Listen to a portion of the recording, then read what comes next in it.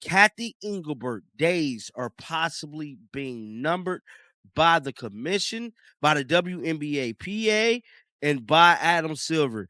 I believe once this deal is getting signed, Cathy Engelbert will no longer have a job.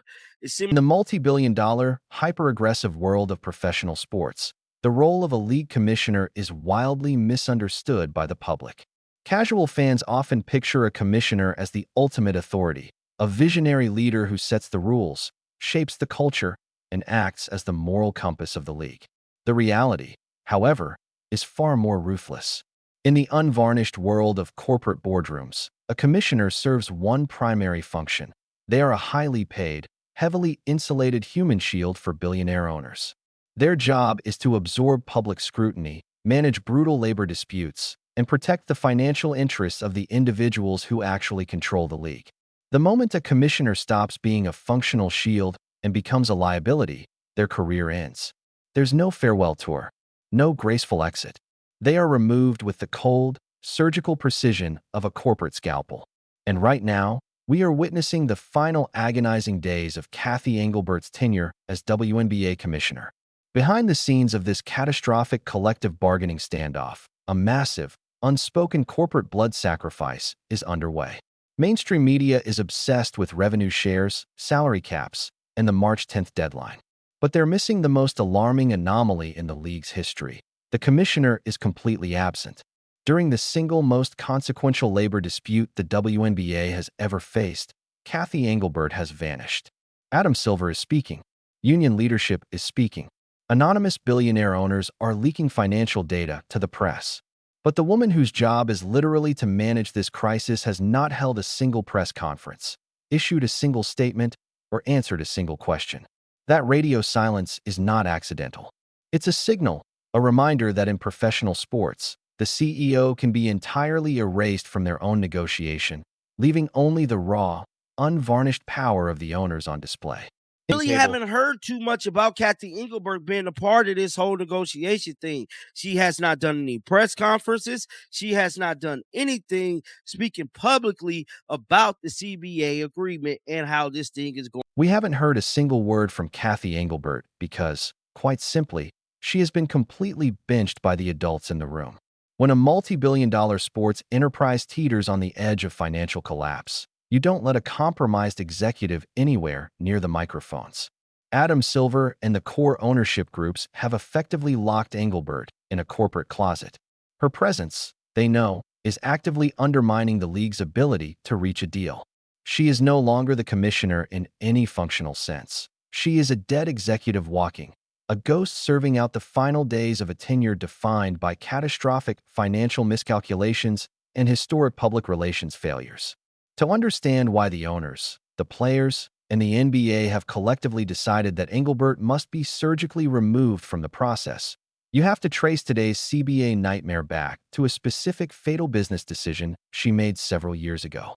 Engelbert was hired for her corporate finance expertise. She was supposed to be a mathematical prodigy capable of untangling the WNBA's long-standing negative profit margins.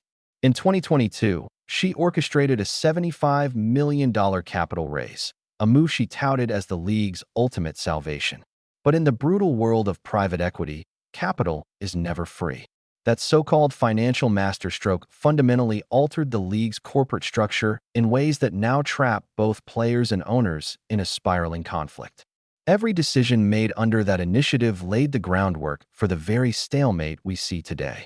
A lot of this stuff possibly wouldn't have been going down the way it has been going down. She sold 16% of this league to private investors. Now they're set owners now.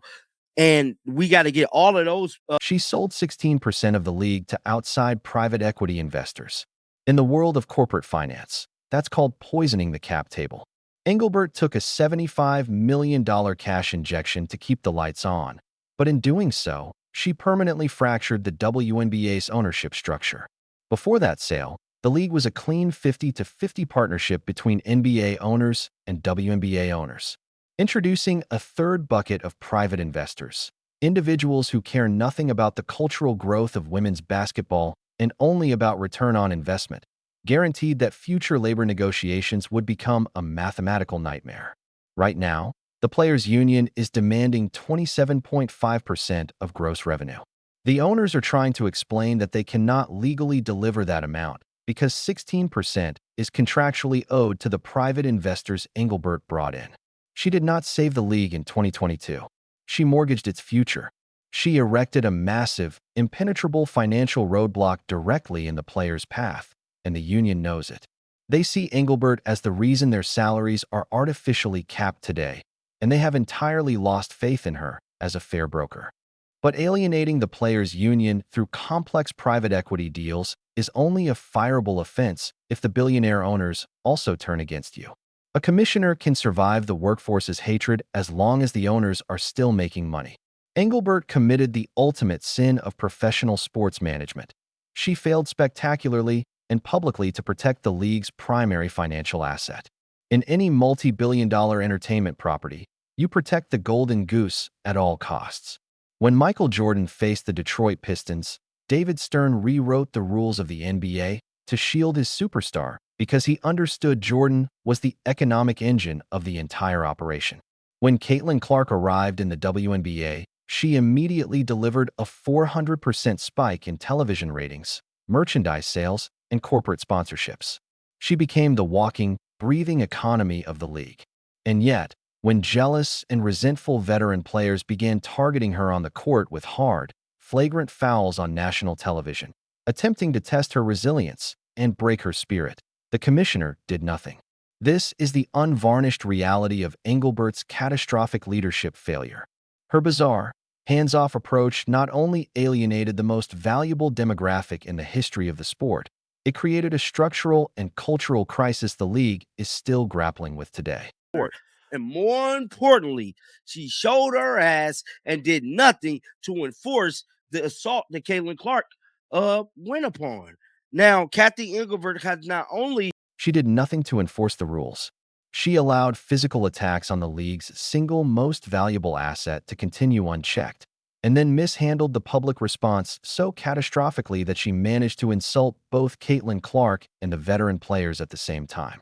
It was a textbook case of administrative incompetence. Engelbert tried to walk a tightrope.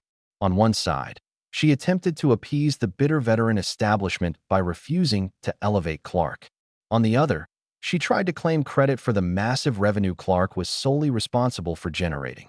The billionaire owners watched in horror. Their most valuable, multi-million-dollar asset was being physically battered on the court, threatening historic television ratings and the $2.2 billion media rights deal in the boardroom. This is called fiduciary negligence. You do not allow your employees to destroy your most profitable product. Drop your unfiltered, highly analytical thoughts in the comments below. If you want the brutal, uncompromising truth about the real business, the real strategy, and the cutthroat corporate politics of professional sports, hit that subscribe button, smash the like button, and turn on notifications so you never miss a deep dive. We don't do fluff.